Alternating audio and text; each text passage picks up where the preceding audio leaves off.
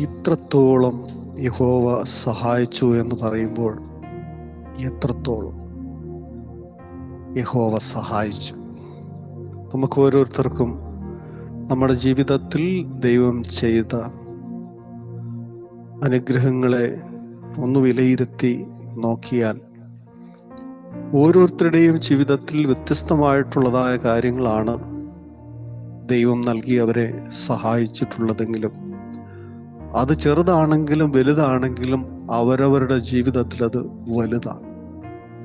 അപ്പൊ ഇത്രത്തോളം യഹോവ നമ്മളെ സഹായിച്ചു എന്ന് പറയുമ്പോൾ ഓരോ വ്യക്തികളുടെയും ജീവിതത്തിൽ അത് വിലപ്പെട്ടതാണ്. ചെറുതായി ദൈവിക അനുഗ്രഹങ്ങളെ നമ്മൾ കാണരുത്. പലപ്പോഴും നമ്മൾ ആഗ്രഹിക്കാത്തതും നനയ്ക്കാത്തതുമായ കാര്യങ്ങൾ നമ്മുടെ ജീവിതത്തിൽ സംഭവിക്കുമ്പോൾ നമ്മളുടെ തലയിലെ ഒരു മുടിനാര് പോലും കൊഴിയുന്നത് അറിയുന്ന ദൈവത്തിന് മുൻപാകെ സകലവും നഗ്നവും മലർന്നതുമായി കിടക്കുന്നു എന്ന് ദൈവത്തിൻ്റെ വചനം പറയുമ്പോൾ നമ്മളെ എത്ര ശ്രേഷ്ഠമായി ദൈവം ഓരോ ദിവസവും പരിപാലിക്കുന്നു. നന്ദിയോടെ നമുക്ക് ദൈവത്തെ സ്തുതിക്കാം, സ്തോത്രം ചെയ്യാം. അനുഗ്രഹിക്കപ്പെട്ട നല്ല നിമിഷത്തെ ഓർത്ത് ദൈവത്തെ സ്തുതിക്കുന്നു. സഹകരിക്കുന്ന എല്ലാ പ്രിയപ്പെട്ടവർക്കും ദൈവം എല്ലാവിധ നന്മകളും അനുഗ്രഹങ്ങളും നൽകട്ടെ എന്ന് ആഗ്രഹിക്കുകയും ആശംസിക്കുകയും ചെയ്യുന്നു. 34-ാം സങ്കീർത്തനം 17-ാം വാക്യം ഇങ്ങനെ വായിച്ചു തുടങ്ങുന്നു. നീതിമാന്മാർ നിലവിളിച്ചു, യഹോവ കേട്ടു, സകല കഷ്ടങ്ങളിൽ നിന്നും അവരെ വിടുവിച്ചു. ഹൃദയം നുറുങ്ങിയവർക്ക് യഹോവ സമീപസ്ഥൻ, മനസ്സു തകർന്നവരെ അവൻ രക്ഷിക്കുന്നു. നീതിമാന്റെ അനർത്ഥങ്ങൾ അസംഖ്യമാകുന്നു, അവയെല്ലാറ്റിൽ നിന്നും യഹോവ അവനെ വിടുവിക്കുന്നു. അവന്റെ അസ്ഥികളെല്ലാം അവൻ സൂക്ഷിക്കുന്നു, അവയിലൊന്നും ഒടിഞ്ഞു പോകുകയില്ല എന്ന ദൈവത്തിന്റെ വചനം നമുക്ക് ഉറപ്പു തരുന്നു. അപ്പം നീതിമാൻ നിലവിളിച്ചു, യഹോവ കേട്ടു. ദൈവസന്നിധിയിൽ എപ്പോഴും നീതി പുലർത്തുന്നവരായിരിക്കണം നാം ഓരോരുത്തരും. സത്യത്തിനും ന്യായത്തിനും നീതിക്കും വേണ്ടി നിലകൊള്ളുന്നവരായിരിക്കണം. ദൈവവചനത്തിന് വേണ്ടി, ദൈവരാജ്യത്തിന് വേണ്ടി, ദൈവിക ശുശ്രൂഷകൾക്ക് വേണ്ടി നമ്മൾ വില കൊടുക്കുന്നവരായിരിക്കണം എന്നർത്ഥം. അതുകൊണ്ട് ഈ ദിവസങ്ങളിൽ ദൈവം മുൻപാകെ നീതിയുള്ളവരായി ജീവിക്കുന്ന ഓരോ ഭക്തന്മാരെയും സ്വർഗത്തിലെ ദൈവം അനുഗ്രഹിക്കും. അതിന് യാതൊരു സംശയമില്ല. നമ്മളെ സഹായിപ്പാൻ കഴിയാതെ വണ്ണം സ്വർഗത്തിലെ ദൈവം അനീതിയുള്ള ദൈവമല്ല.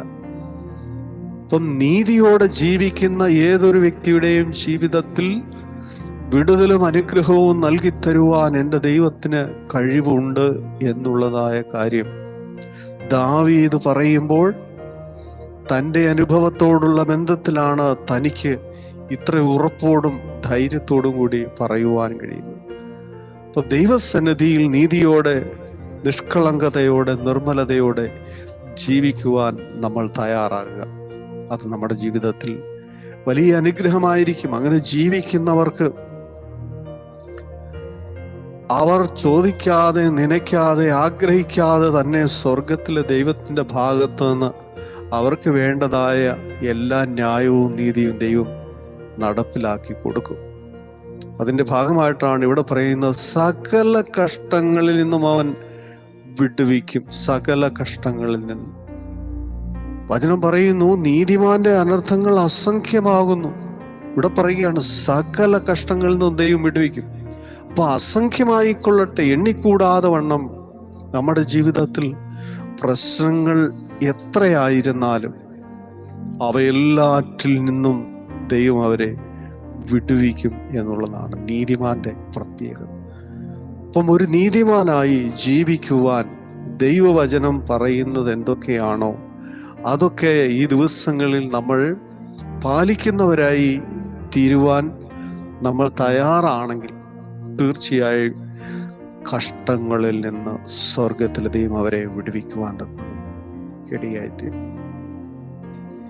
അപ്പോൾ അനർത്ഥങ്ങൾ അസംഖ്യമായാലും കഷ്ടങ്ങൾ അസംഖ്യമായാലും ദൈവത്തിനൊരു വിഷയമല്ല. നീതിമാന്റെ ജീവിതത്തിൽ അനേക കഷ്ടങ്ങളുണ്ട്. വചനം പറയുന്നു, നീ അനേക കഷ്ടങ്ങളിൽ കൂടി ദൈവരാജ്യത്ത് പ്രവേശിക്കുന്നത്. അപ്പൊ കഷ്ടങ്ങൾ വരുമ്പോൾ മനസ്സ് തകർന്നു പോകും, ഹൃദയം നുറുങ്ങും. അപ്പോൾ കഷ്ടതയുടെയും അനർത്ഥങ്ങളുടെയും നടുവിൽ മനസ്സ് തകർന്നും ഹൃദയം നുറുങ്ങിയും ഇരിക്കുന്ന വ്യക്തികൾക്ക് സ്വർഗത്തിലെ ദൈവം എന്നും സമീപസ്ഥനാണ്. കണ്ണുനീരോടെ യാചിച്ച പ്രാർത്ഥിച്ച ഒരു ഭക്തനെയും ദൈവം തൻ്റെ പ്രശ്നങ്ങൾക്ക് മറുപടി തരാതെ, കൊടുക്കാതെ, അവരെ വെറും കൈയോടെ പോകുവാൻ ദൈവം അനുവദിച്ചിട്ടില്ല. അപ്പൊ ഇന്ന് രാത്രിയിൽ ഹൃദയം നുറങ്ങിയും മനസ്സ് തകർന്നും ഇരിക്കുന്ന ഓരോ വ്യക്തികളോടും എനിക്ക് പറയുവാനുള്ളത്, എൻ്റെ ദൈവം നിനക്ക് സമീപയുണ്ട്. അവൻ നിന്നെ രക്ഷിക്കുന്ന ദൈവം. ഇവിടെ പറയുന്നു, അവ എല്ലാറ്റിൽ നിന്നും യഹോവ അവനെ വിടുവിക്കുന്നു. എല്ലാറ്റിൽ നിന്നും ദൈവം അവനെ വിടുവിക്കുവാൻ തക്കവണ്ണം ഇടയായിത്തീരുന്നു. അപ്പൊ ദൈവത്തിന് കഴിയാത്ത ഒരു കാര്യവുമില്ലല്ലോ. മനുഷ്യരാൽ അസാധ്യമായതുപോലും എൻ്റെ ദൈവത്താൽ സാധ്യമാണ്. അതുകൊണ്ട് എല്ലാറ്റിൽ നിന്നും യഹോവ അവനെ വിടുവിക്കുന്നു. ഒരു വ്യക്തിയുടെ ജീവിതത്തിൽ ജനനം മുതൽ അവൻ ഈ ലോകത്തോട് യാത്ര പറയുന്നത് വരെയും അതിനപ്പുറത്തും അവരുടെ ജീവിതത്തിൽ വിടുതൽ കൊടുക്കുവാൻ കഴിയുന്ന ഒരു ദൈവത്തെയാണ് നമ്മൾ സേവിക്കുന്നത്. ആ നിത്യതയോളം നമുക്ക് എല്ലാവിധ വിടുതലും അനുഗ്രഹങ്ങളും നൽകുന്ന ആ ദൈവത്തെയാണ് ഇന്ന് രാത്രിയിൽ നമ്മൾ നന്ദിയോടെ സ്തുതിക്കുന്നത്. അങ്ങനെയുള്ള നീതിമാന്റെ അസ്ഥികളെല്ലാം അവൻ സൂക്ഷിക്കുന്നു, അവയൊന്നും ഒടിഞ്ഞു പോകുകയുമില്ല എന്ന ദൈവത്തിന്റെ വചനം പറയും. നമ്മുടെ എത്ര സന്ദർഭങ്ങളിൽ നമ്മുടെ കാലിനെ വീഴ്ചയിൽ നിന്നും, പ്രാണനെ മരണത്തിൽ നിന്നും, കണ്ണിനെ കണ്ണീരിൽ നിന്നും നാം സേവിക്കുന്നവനായ ദൈവം നമ്മളെ വിടുവിച്ചിട്ടുണ്ട്. ഹല്ലേലൂയ. നമുക്ക് ചുറ്റിനും ശത്രു വലവിരിച്ച അനേക സന്ദർഭങ്ങൾ, കണ്ണുനീരിന്റെയും മുറവിളിയുടെയും വേദനയുടെയും ഞെരുക്കത്തിന്റെയും അനേക സാഹചര്യങ്ങളിൽ കൂടി നമ്മൾ കടന്നുപോയപ്പോഴും അവയെല്ലാറ്റിൽ നിന്നും സ്വർഗത്തിലെ ദൈവം നമ്മളെ വിടുവിച്ചില്ലേ? ആർക്കും പറയാൻ കഴിയില്ല, ഞാൻ സേവിക്കുന്ന ദൈവം എന്നെ ഞാൻ പ്രാർത്ഥിച്ച് ആഗ്രഹിച്ച ഇന്ന വിഷയത്തിൻ്റെ മേലൊരു മറുപടി നൽകിയില്ല എന്ന് ആർക്കും പറയുവാൻ കഴിയില്ല. അപ്പൊ എല്ലാറ്റിൽ നിന്നും അവനെ വിടുവിക്കുന്നു, വിടുവിച്ചിട്ടുണ്ട്, ഇനിയും വിടുവിക്കും. ആ ദൈവത്തെ നന്ദിയോടെ വാഴ്ത്തുവാൻ ഇവിടെ താൻ പറയുകയാണ്, ഞാൻ യഹോവയെ എല്ലാ കാലത്തും വാഴ്ത്തും, അവന്റെ സ്തുതി എപ്പോഴും എൻ്റെ നാവിന്മേലിരിക്കും.